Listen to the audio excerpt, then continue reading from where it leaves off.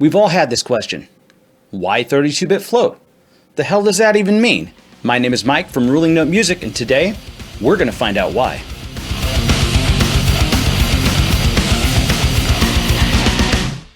So you're probably here because you've seen this setting in your DAW, 32-bit floating point. What the hell is that? Well, the answer is a bit complicated, but I'm going to try to break it down for you so you can make a more informed decision in your mixes. Now, before we get into it, please leave a comment, hit like, and subscribe for more videos like this. I also do music videos and interesting rock and history production tidbits and stuff like that. So make sure to hit that bell icon to get notified when the next video comes out. So when you start a new file in your DAW and you're looking at your session file settings, you tend to see an option for 32-bit float as well as 16-bit fixed and 24-bit fixed. Now, in consideration for anyone looking at these settings for the first time, let me break down 16-bit versus 24-bit. I'll be as basic as I can. 16-bit is CD quality. It's the format most commercial songs have been released in and has been the standard for digital music production since the 80s when CDs first came out. And technically speaking, it is cleaner and has more dynamic range than tape. Now fight me all you want, but notice how I didn't say that it was better.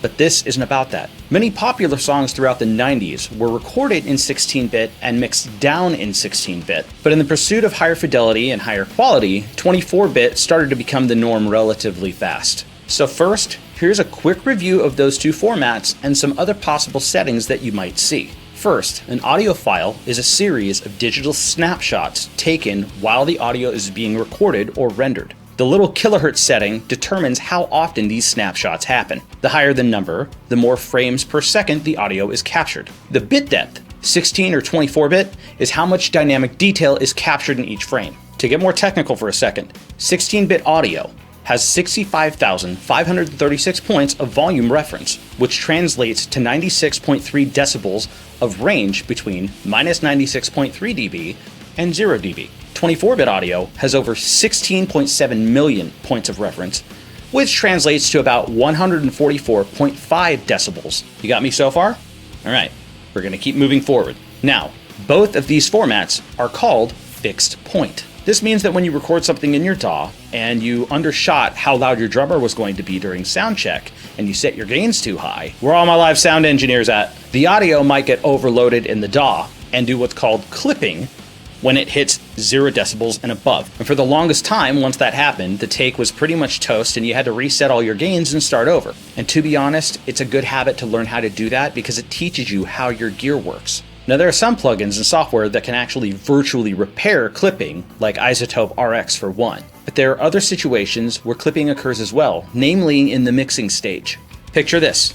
You worked on a mix, you think it sounds great, and you sent it off to master. But the levels are a bit high, and you didn't notice that when you sent it off to the mastering engineer, or maybe even clipped the file and didn't even know it. This can affect the mastering engineer's ability to put that final spit and polish on your mix and really make it pop. And this is where the 32-bit floating point can become extremely useful. Now, like I said before, with fixed point, there's no calculation that goes above that volume max 0 decibel range. Instead, your DAW just kind of gives up on that frame and keeps going. This can potentially sound terrible, and it makes your mixes damn near impossible to master if they're too loud. Most noticeably, you end up with that fuzzy, ugly digital clipping sound. When you introduce floating point, that mix is capable of being salvaged. Floating point has a capability of processing volume above 0 decibels. And I mean by like a stupidly high degree. It also retains an incredible amount of dynamic range in the other direction.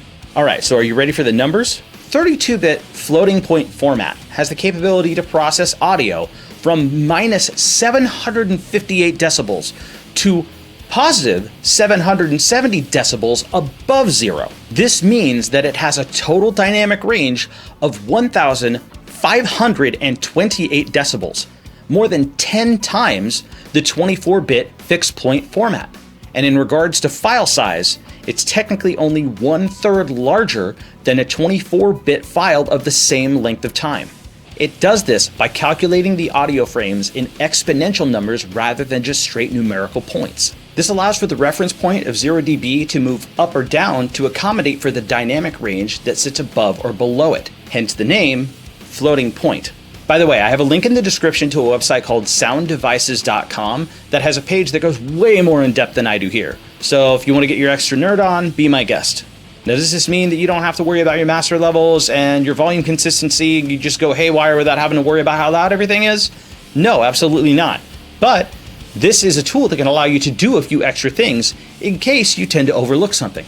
Number one, you can render and create stems that, just in case they happen to go above 0 decibels, they won't clip.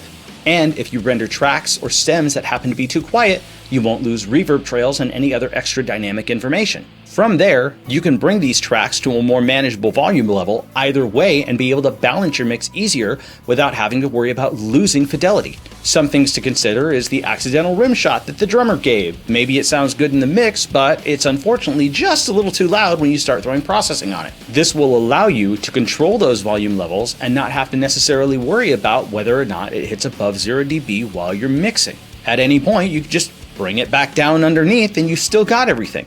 Number two, you can send your unmastered mixes off to the mastering engineer with confidence, knowing that the dynamic information that sits in those tracks is enough for the mastering engineer to do their job, especially if there are volume inconsistencies between song A, song B, song C, so on. They can do their job and make sure everything sounds cohesive in your next release. And more recently, some upper-level consumer budget interfaces actually will record in 32-bit float.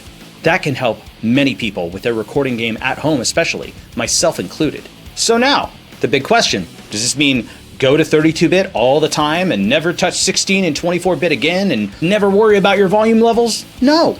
In some cases, that mindset may not particularly be practical. It comes down to the job and the situation that you're working in.